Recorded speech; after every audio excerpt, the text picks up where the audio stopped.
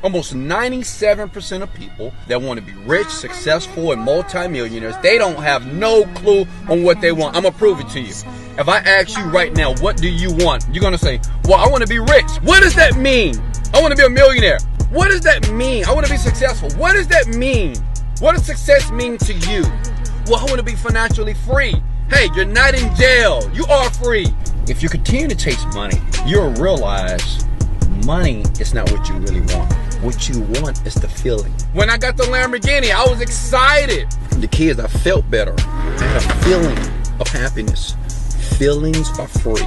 And you can feel right now that you're rich. You can feel right now that you're successful. You can feel right now that you're abundant. You can feel that way right now. But most of you, you'll never get to this level of success. It's because you're waiting for something else to take place in the physical realm until you decide to win.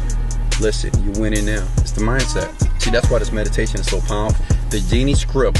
Click the link below. Check it out. It'll change your world and it'll change your life. Let's go!